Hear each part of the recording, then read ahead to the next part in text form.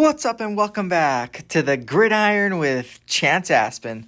Make sure you subscribe down below and give this video a thumbs up. Now, enjoy this video.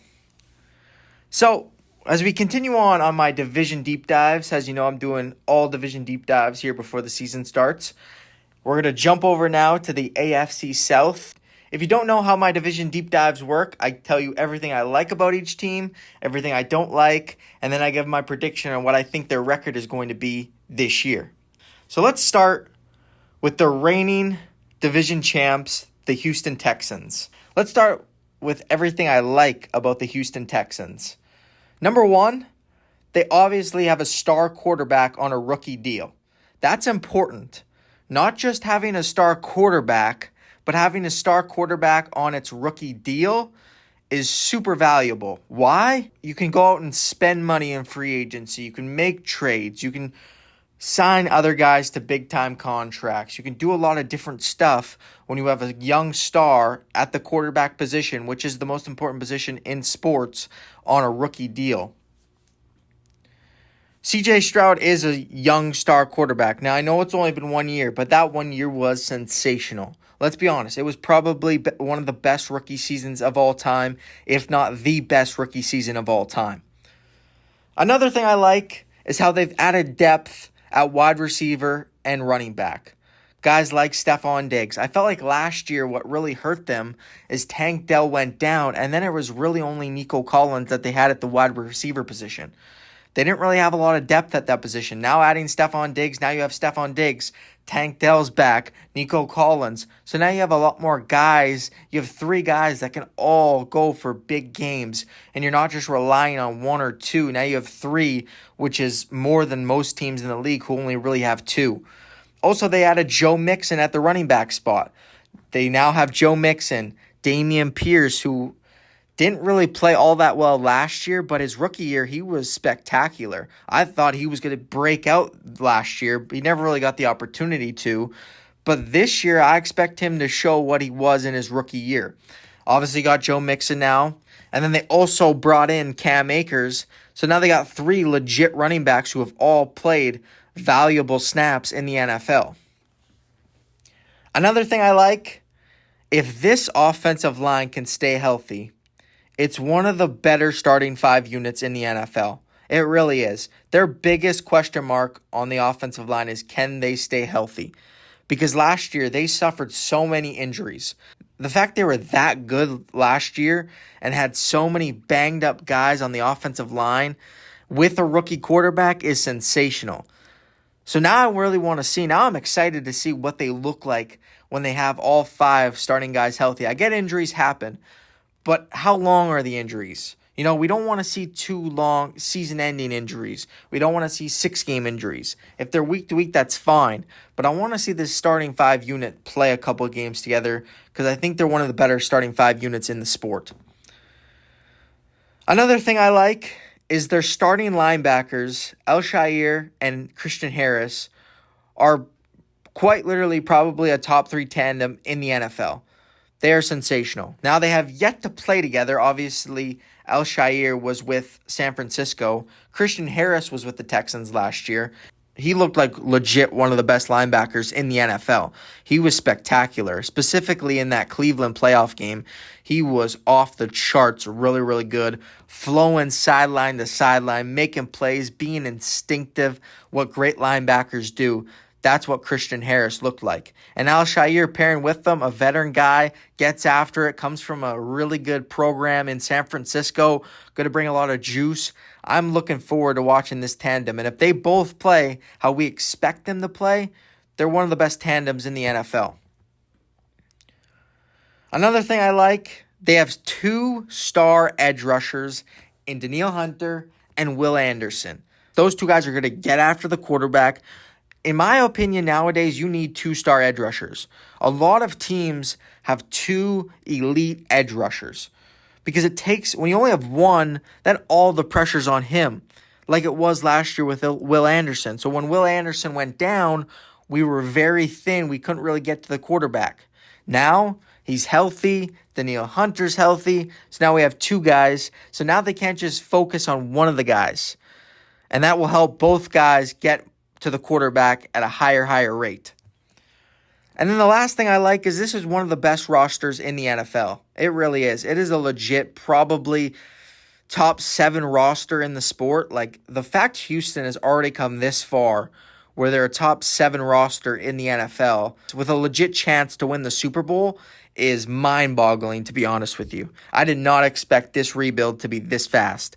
But when you get the right head coach and when you get the right quarterback, everything changes. And then just a couple things I don't like. I really like this team. A couple things I don't like or just question. There's big questions, like I talked about the health of the offensive line. Like, can some of these guys stay healthy? Specifically, like Laramie Tunsil, Titus Howard. Those 2 guys have really struggled with injuries these past couple of years. Can those 2 guys stay healthy and stay on the field consistently this year? Another thing I don't like is they're very thin at D tackle. I know I just talked about their edge rushers in Will Anderson and Danielle Hunter, but the inside of that defensive line, they're thin, and that worries me because teams are going to run the ball on them to take pressure off their quarterback and make sure that Will Anderson and Danielle Hunter don't wreck the game. Teams are going to run the football on the Houston Texans, and being thin at D tackle is a little worrisome for me. Another thing I don't like, or this is really the thing that I question about the Texans. Do they have a hangover from last year? Are some of the guys that were here last year satisfied and they kind of have a big hangover, don't play that well, and they go 8-9 this year? I don't think so. I'll be honest. I think this roster is ready to win now. I think they're going to be really, really good this year. And my prediction on what their record is going to be, I have them at 11-6 this season, winning the division. Let's move over now to the Tennessee Titans. Tennessee has made some changes. Obviously, the coach, Brian Callahan, now coming in, replacing Mike Vrabel. So let's start with everything now I like about the Tennessee Titans. They should have one of the best running back duos in the NFL. I really do believe that. With Tony Pollard and Tyjae Spears. I think Tyjae Spears maybe is one of the most underrated backs in the NFL. He is really, really good. Every time I watch him, he just pops off the TV with a big play, jitterbug, quick feet, fast feet, getting downhill, making a big play. Every time it seems like he touches the ball, kind of something big happens. And then obviously bringing in Tony Pollard, he can kind of be every 2 down, 3 down. He can take some pressure off Tyjae Spears, but I think Tyjae Spears has another level to get to because every time I watch him, I'm super impressed. And then you got Tony Pollard, who's kind of been there, done that before, who can settle everything down, who you can give the ball to, and he can get some valuable yards this year.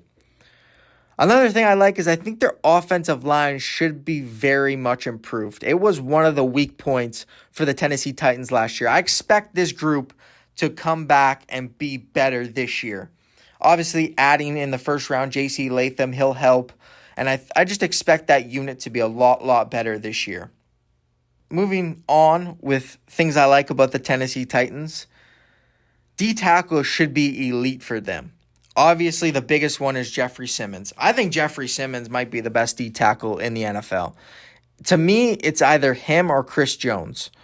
Every time I watch Jeffrey Simmons, now maybe I'm watching him against specific opponents, but when I seem to watch him, it seems like he's messing up every play. He's wrecking havoc every single play.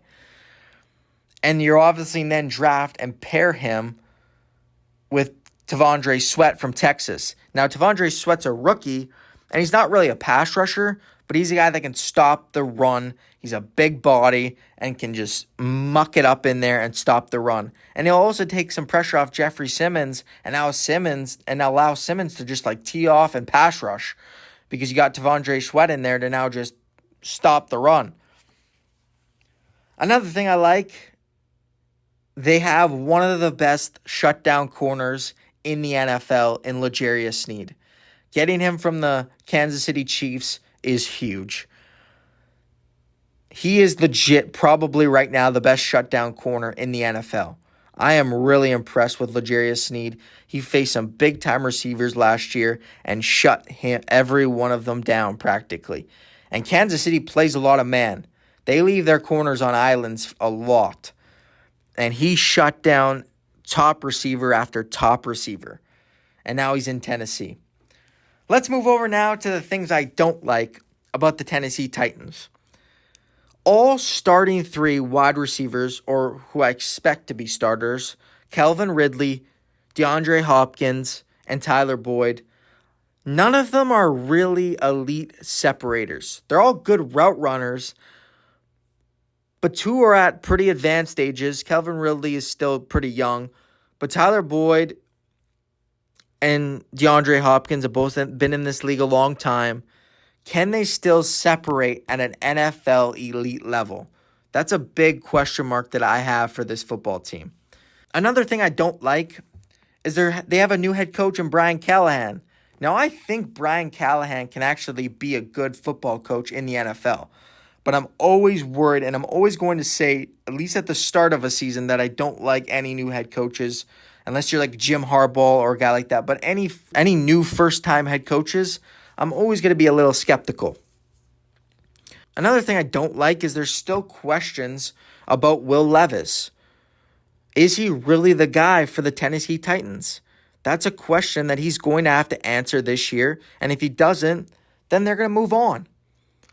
And then another thing I don't like is they're in a tough division and a tough conference, obviously being in the AFC. But a tough division now with Indianapolis, Jacksonville, and Houston.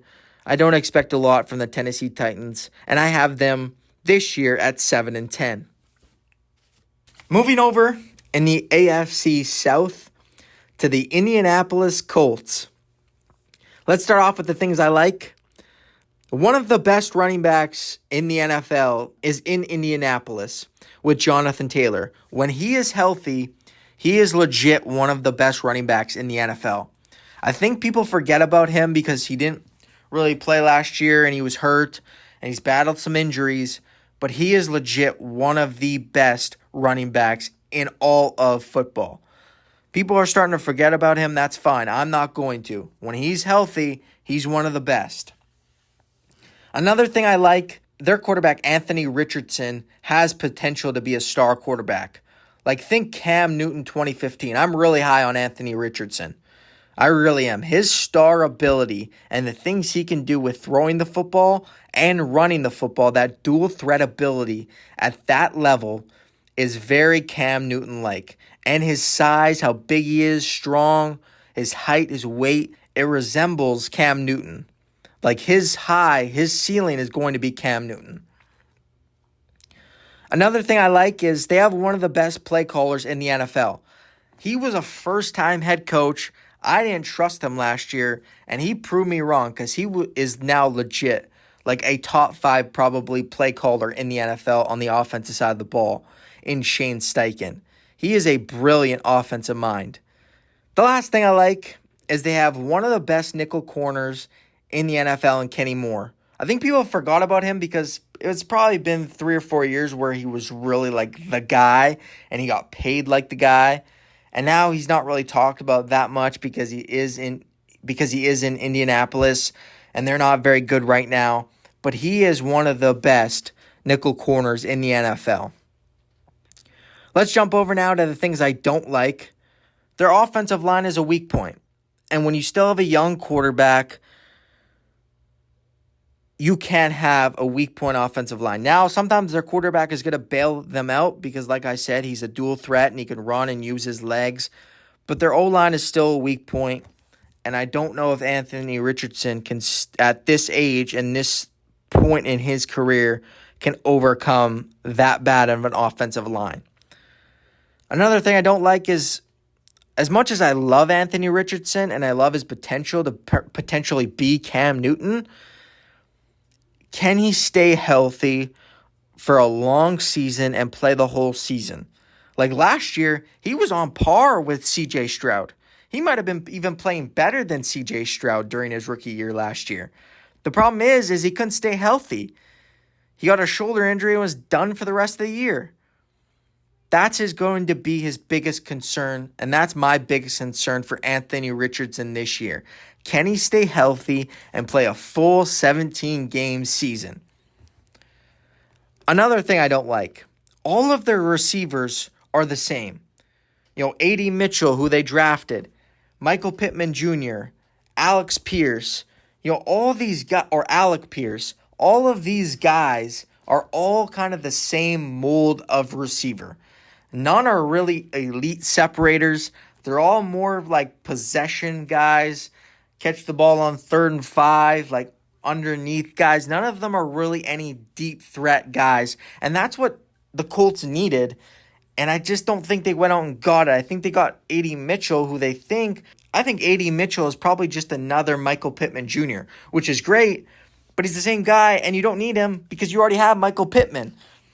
So that's what I like and don't like about the Indianapolis Colts. And now here's my prediction on what I think their record is going to be. I think they're going to be a pretty good football team this year, and I have them at 10-7. Let's now jump over to the last team in the AFC South, the Jacksonville Jaguars. The Jaguars. Here's everything I like about them. More depth at wide receiver. I really like how they've added more depth at that position with additions like Gabe Davis and Brian Thomas Jr.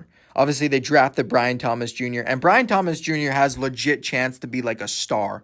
Gabe Davis, we kind of already know what he is, but Brian Thomas Jr. has a legit chance to become a superstar player and superstar receiver in this league. Another thing I like, they have an really underrated running back room in Jacksonville with Travis Etienne and Bigsby. It's one of the more underrated running back rooms in the NFL. I'm really, really high, especially on Travis Etienne.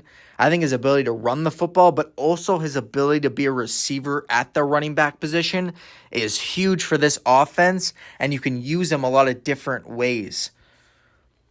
Another thing I like, one of the best offensive lines in the NFL. It really is. It is a legit top probably 10, top 7 offensive line in football. They obviously drafted Anton Harrison last year out of Oklahoma. He proved to be a really good football player. It is one of the better offensive line in football. I'm really impressed with how good this offensive line looked last year and what I expect from them this year. Another thing I like is the addition of Eric Armstead. I think Eric Armstead, adding him, is going to help out Josh Hines Allen. Helping out Josh Hines Allen is huge. Taking pressure off him so he doesn't have to be the only guy who gets after the quarterback. And also adding a guy in Eric Armstead. We know he's playing on the field, but he's also been there before. Yes, he hasn't won a Super Bowl, but he's been to the Super Bowl. So he knows what that takes, and adding that leadership and that experience can be valuable for a team in Jacksonville who kind of fell short last year, if we're being honest. Another thing I like, they have one of the most underrated cornerbacks in the NFL in Tyson Campbell. I know he just got a contract and people were talking about, like, who is this? Why does he get all this money? But if you watch the Jacksonville Jaguars, he is a top flight cornerback. He doesn't get talked about that much, I know, but he is a top cornerback in the NFL. And then another thing I like is how underrated this football team is. You've heard me say underrated a lot about each kind of position, each thing I like. This guy's underrated, that group's underrated, that group's underrated. But it is like when I looked at this roster, I thought underrated. Why aren't people talking about this team? Why aren't people talking about that position on this team? Everything I think about Jacksonville is underrated, which is a good thing for Jacksonville because now they're just flying under the radar. Couple of things I don't like about this team. Trevor Lawrence still hasn't taken that step. He's shown games where we've thought he's taken the step. He's shown quarters where we've thought he's taken the step. But is this finally the year that Trevor Lawrence takes that step and becomes one of the elite guys in the NFL? I would argue, some people argue that he's already elite. No, he's not. He's just been good. I know he got a big contract. Congratulations to him. But so far in his NFL career, he has just been good. He has not been great yet. And when is he going to take that step? because it hasn't happened yet. We've waited for it, and we've seen it for a game, maybe two, but we haven't seen it consistently enough to stamp and put it on a piece of paper and say, yep, he is one of the elite guys in the NFL. We haven't been able to do that yet. And is it going to happen this year? I hope so. Do I think it will? I'm still skeptical. Another thing I don't like, and the last thing I don't like, can they beat the big dogs in the AFC? Can they beat Kansas City? Can they beat Cincinnati? Can they beat Baltimore? Can they beat Buffalo? And to do that, guess what you need? You need an elite quarterback, and you need Trevor Lawrence to take that step. Can he do that, and will he do that? This team is underrated. I think this team is legit a good football team. But they need Trevor Lawrence to take that step if they want to be legit contenders in the AFC. And my prediction on what I think their record is going to be, I still question if Lawrence is going to take that step. And I have them at 9-8. So, that's my division deep dive. Hopefully you enjoyed this video. Again, subscribe down below. Give this video a big thumbs up. And have an awesome day.